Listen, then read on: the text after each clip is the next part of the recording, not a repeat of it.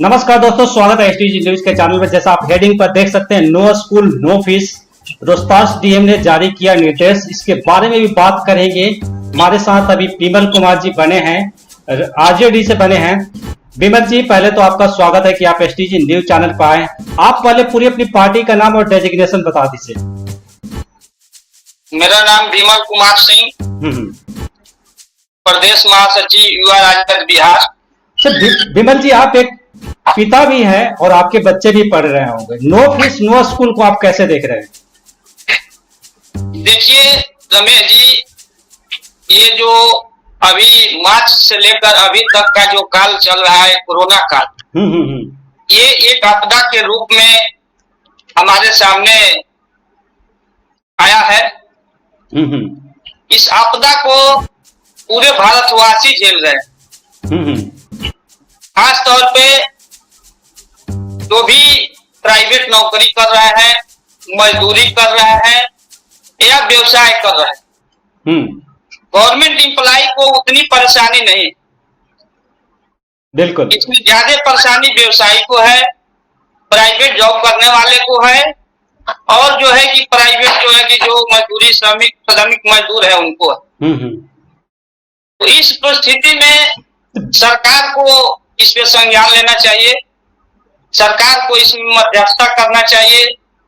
सरकार में इसको जो लोग इससे प्रभावित हैं उनको सरकार को ध्यान देना चाहिए और सरकार को उनको अनुदान देना चाहिए। विमल जी, आपको नहीं लगता कि एक टीचर बहुत गरीब होता है, जहां से हमारी लाइफ हो रही है उस जगह पर 10 से 15 हजार होता है। आप एक पिता हैं, आपको नहीं लगता कि 10 से 15 हजार रुपए घर में बहुत कम होता है, एक गुजारा हो सकता है? अगर उस टीचर को 2 से 3 महीने की फीस रुक जाती है तो क्या हालात होंगे, आप खुद समझ सकते हैं। आप इसके बारे में थोड़ा बताइए।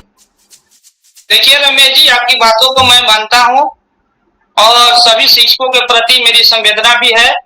हम जानते हैं कि प्राइवेट जॉब स्कूल में जो भी टीचर जॉब करते हैं उनकी सैलरी बहुत कम है। हाँ, उनकी सैलरी इतनी कम होती है कि वो एक माह के खर्चा चलाना भी उनके लिए बहुत मुश्किल है। तो इस परिस्थिति में उनके लिए बहुत परेशानी है। लेकिन रमेश जी, ये बात हम आपको श्योर करना चाहूंगा कि जो भी प्राइवेट स्कूल चल रहे हैं, जो वो लोग मजबूत होते हैं। ऐसा नहीं कि जो भी प्राइवेट स्कूल खोले हैं कोई साधारण आदमी खोल लिया। अगर साधारण आदमी का व्यवसाय रहता तो बहुत सारे प्राइवेट स्कूल हो जाते, बहुत सारे ये हो जाते।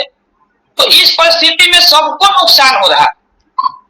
अच्छा विमल जी, इस व्यवसाय में कुछ लोग ऐसे भी हैं कि जिनके पास, सुनिए एक बात, बिल्डिंग जो है किराए पर ली गई है, एम्प्लॉय की सैलरी देना है, प्यून है, कई खर्चे भी होते हैं, उसके पास ये चीजें कैसे पहुंच पाएंगी?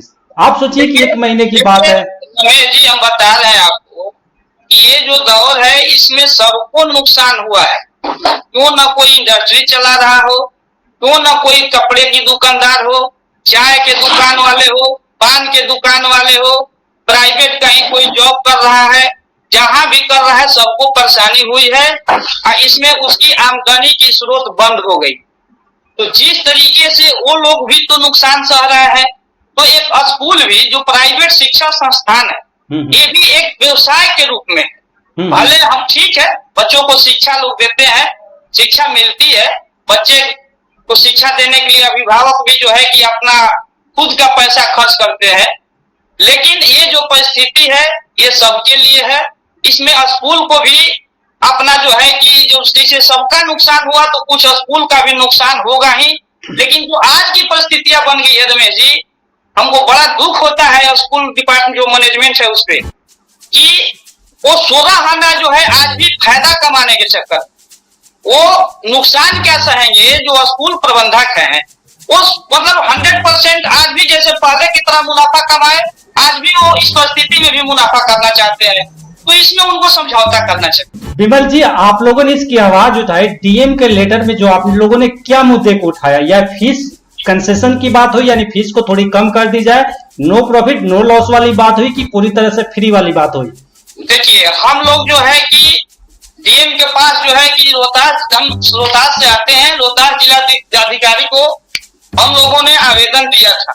जिसपे अभी हम लोग को कोई रोहतास जिला अधिकारी को 6 जून को 6 जून को हम लोगों ने जो है कि रोहतास जिला अधिकारी को आवेदन दिया है, जिसमें कि अभी तक हम लोग को कोई जवाब उसका नहीं मिला है।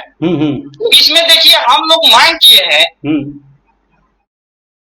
कि उपरोक्त विषय के संबंध में देखिए हम लोग का ये है कि केंद्रीय विद्यालय सहित सभी निजी शिक्षा संस्थानों में लॉकडाउन के अवधि का फीस माफ कराने के संबंध में वहां से उपरोक्त विषय के संबंध में कहना है कि जिले के शिक्षा संस्थानों द्वारा बिना किसी प्रशिक्षण के मामूली तौर पर कुछ दिन कुछ घंटे ऑनलाइन क्लास चलाकर अभिभावकों से पूरी फीस की राशि मांगी जा रही है। बहुत से अभिभावक अपने बच्चों को पढ़ाने के लिए इस शहर में रहते हैं, जो शिक्षा संस्थानों के बंद होने के कारण अपने गांव चले गए। कई बच्चों के पास एंड्रॉयड मोबाइल नहीं है और बहुत बच्चों के पास नेट सुविधा उपलब्ध नहीं है। एक अभिभावक के 2 या 3 बच्चे अलग अलग वर्ग के भी हैं और उनके पास सिर्फ एक ही मोबाइल है। ऐसे में अभिभावकों से बिना पढ़ाए पूरी फीस लेना उचित प्रतीत नहीं होता है। अतः श्रीमान से आग्रह है कि कम से कम लॉकडाउन की अवधि की फीस माफ कराने की कृपा की जाए। पूरी फीस की आप लोग बात कर रहे हैं, एक बात बता दीजिए कि पूरी फीस की बात कर रहे हैं कि कुछ कंसेशन की बात कर रहे हैं? देखिए लॉकडाउन तो अभी हम बता रहे हैं रमेश जी, हम लोग जो है अभिभावक पूरी फीस के माफ के लिए जो भी लॉकडाउन के अधीन जो भी लॉकडाउन का दौरान अभी भी लॉकडाउन है, किस लॉकडाउन की बात करते हैं? लॉकडाउन फर्स्ट की, 2.0 की, 3.0 किसको? जब से स्कूल बंद है 24 भी बंद है, अभी भी बंद है विमल जी, अभी भी बंद है, तो इसकी बात करें। जब तक स्कूल बंद है तब तक अभिभावकों से फी नहीं लिया जाए और सरकार से, इसके साथ हम सरकार से आग्रह करते हैं कि सरकार स्कूलों से एक जो है कि जितने भी उनके शिक्षक हैं उनका एक सूची मांगे और सरकार जो है कि उससे मांगे कि वो हर स्कूल वाले कितने सैलरी देते हैं, तो उसमें स्कूल को सरकार इस विपत्ति में अनुदान दे, उससे अभिभावक को भी सहायता मिल जाएगी और जो है कि स्कूल को भी सहायता मिल जाएगी, शिक्षक को भी सहायता मिल जाएगी। विपत्ति के समय में ही तो सरकार की जरूरत पड़ती है। विमल जी, आप विपक्ष में बैठे हैं, कभी आप लोग विपक्ष में बैठे हैं, इस मुद्दे को कभी आप लोगों ने हाईलाइट किया? लगता है कि सरकार इस बात को सुन पाएगी? जब स्कूल फी नहीं मांगा, हम लोग तो अभी अभिभावक जो है इस बात को लेके हम इस बात को नेता प्रतिपक्ष तेजस्वी यादव से रखेंगे। अभी तो कोरोना के लेके सब लोग परेशान थे, इस बात को हम तेजस्वी यादव जी से रखेंगे और इस बात को हम लोग जो है कि बिहार सरकार में विधानसभा के कार्यवाही तो भी बंद है, लेकिन हम लोग जो है कि उनको उस आवाज को उठाएंगे। अच्छा विमल जी, इस बात को होगी, चलिए लेटर चली गई। दूसरी पॉइंट को हम आपके सामने डिस्कस कर रहे हैं कि ऑनलाइन को आप कितना, आपने भी बात बोला कि कुछ घंटे पढ़ा के ठीक है फीस ली जा रही है। मैं आपसे पूछता हूं कि चलिए ऑनलाइन के जमाना में अभी बहुत महामारी है, पेंडेमिक है, कोरोना चल रहा है, आप भी चाहेंगे कि आपका बच्चा सेफ रहे, इस सब चीजों से दूर रहे। क्या आपको नहीं लगता कि कुछ ऑनलाइन क्लासेज ऐसे चल रही है तो समय आ गया कि समय के साथ हमें बदलने की जरूरत है? मानते हैं कि कुछ कमियां ऑनलाइन में रही होगी, हर चीज जैसे कि स्कूल में बच्चा जाता है उसके तरह नहीं होगा, मैं मानता हूं कुछ कमियां रही होगी, लेकिन कुछ तो पढ़ाई हो ही रही है। विमल जी, इस बात को आप मानते हैं ना? रमेश जी, मैं इस ऑनलाइन जूनियर क्लास की पढ़ाई का पूर्ण रूप से खंडन करता हूं। ये ऑनलाइन पढ़ाई अभी नहीं होना चाहिए। किस क्लास तक? ये भी बता दीजिए किस क्लास तक के बच्चे के, किस क्लास तक? हाँ, मेरा बात पहले सुनिए। हाँ हाँ, बहुत आपने जो बहुत सवाल जो पूछा है बहुत गंभीर सवाल है और हम जो पार्टी से आते हैं, हम सामाजिक जो ख्याल रखते हैं, सबका ख्याल रखने वाला हम पार्टी से आते हैं, राष्ट्रीय जनता दल से। तो ये ऑनलाइन की जो क्लास है इसमें अमीर का ही बच्चा पढ़ सकता है, जो मध्यम वर्गीय परिवार है, जो मीडियम गरीब परिवार है, जो कि उच्च शिक्षा, अच्छी शिक्षा देने के लिए अपने बहुत ही कष्ट से जो अपने प्राइवेट स्कूल में जो है बच्चों को पढ़ाता है। इस परिस्थिति में बहुत ऐसे परिवार हैं जिनके यहाँ एंड्रॉयड मोबाइल नहीं, और बहुत ऐसे परिवार हैं जिनके यहाँ बच्चे जाते हैं उनके यहाँ मोबाइल एक ही है, वो भी एक है तो पेरेंट्स के पास है, और उनको भी अपना इस लॉकडाउन में सबका काम ऑनलाइन चल रहा है, इसलिए उनको भी एंड्रॉयड मोबाइल की हमेशा जरूरत। तो इस परिस्थिति में बताइए कि जिस बच्चे को मोबाइल मिल गया उसको तो शिक्षा मिलेगी। पहले विमल जी ये बताइए कि आप इसको सपोर्ट करते हैं कि नहीं, ऑनलाइन को सपोर्ट करने की पहले बात बोलिए, उसके बाद 4 से 5 वाली बात बोलिएगा। आपने बहुत गंभीर सवाल पूछी है, उसका पूरा बात हमारा सुन लीजिए।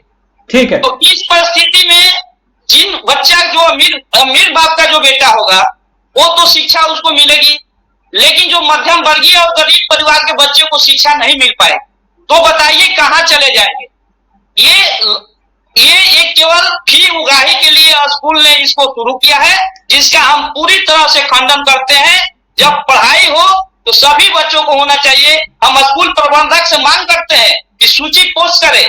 इसका ऑनलाइन क्लास चलाने से पहले सभी पेरेंट्स से बात किया कि उनके सभी बच्चों के पास मोबाइल उपलब्ध है, उनके साथ सभी बच्चे ऑनलाइन क्लास कर सकते हैं। बिना कुछ कहे अपने से ऑनलाइन क्लास। पहले आप ये बताइए कि ऑनलाइन क्लास चाहे मान लीजिए कि 10 में से 5 बच्चे पढ़ रहे हैं, 5 नहीं पढ़ रहे हैं, पहले तो आप ये क्लियर कीजिए कि और सुनिए तो ऑनलाइन क्लास अच्छा है कि नहीं, पहले इस बात को आप मानते हैं कि नहीं मानते? ऑनलाइन क्लास जूनियर क्लास की नहीं, सीनियर क्लास की बात करें, 9, 10, 11, 12। जूनियर क्लास में जूनियर की बात छोड़ दीजिए, जूनियर को मैं मान गया, जूनियर क्लास को नहीं हो सकता, ये बात को हम मानते हैं, आपकी बात है, लेकिन हम 100% खंडन करते हैं, ये नहीं होना चाहिए। लेकिन जो ऊपर वाली बातें हैं जो 9, 10, 11, रमेश जी, प्रतिभा कोई अमीर घर नहीं बसती है, प्रतिभा गरीब के घर भी बसती है। आज रोहतास जिला में सबसे गरीब लड़का बिहार का टॉपर बना है, मालूम है कि नहीं आपको? सर उसके घर में एंड्रॉइड फोन नहीं था, मैंने बात की थी उस लड़के से, मेरे इंटरव्यू आप देख सकते हैं, उसने साफ कहा कि वैसे बच्चे कैसे शिक्षा लेंगे?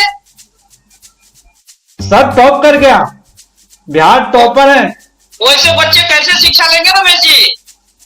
वही बात विमल जी, आखिर कैसे भी करके टॉप तो आया। उस प्रतिभा को आप गला घोट देंगे यहीं पे? गला घोटने की नहीं, आप तो विमल जी फिर बात वही कर रहे हैं कि 10 में से 5 को हो रहा है तो 5 को भी बंद करा दीजिए, पूरा 10 के 10 ना पढ़े, आप तो ये कह रहे हैं विमल जी। मेरे अनुसार लॉकडाउन के अध्याय सारा चीज बंद कीजिए, नहीं तो स्कूल प्रबंधन जो है कि रूटीन में पढ़ावे, उसके लिए सरकार को अब डिसीजन लेना चाहिए।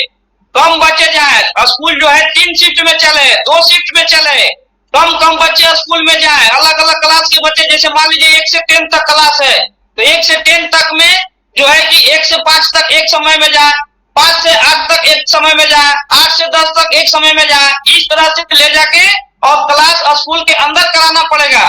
और अंदर स्कूल में जब क्लास चलेगी तब सभी बच्चों को शिक्षा मिलेगी। ऑनलाइन क्लास से सभी बच्चों को शिक्षा नहीं मिलेगी, उनकी प्रतिभा की जो है कि हनन होगी।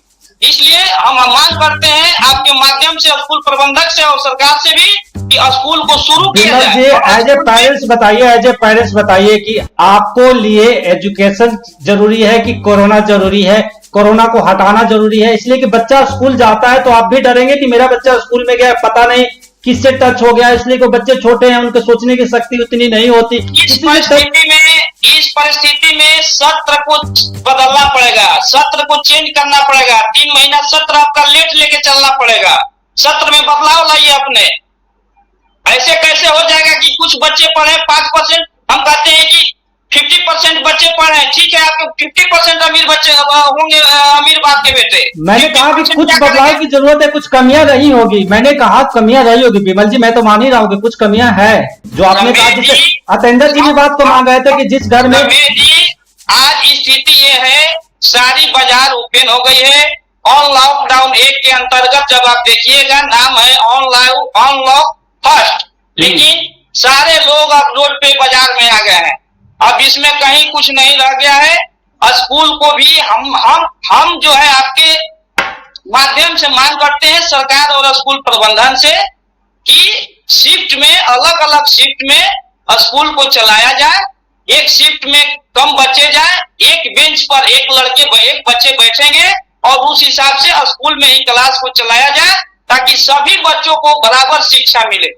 हम आपसे यही मांग करेंगे, आपके माध्यम से सरकार और स्कूल प्रबंधन से यही मांग करते हैं। विमल जी, आप ISTG न्यूज चैनल पर अपने बातें आपने रखी, इसके लिए आपका बहुत बहुत धन्यवाद। धन्यवाद रमेश।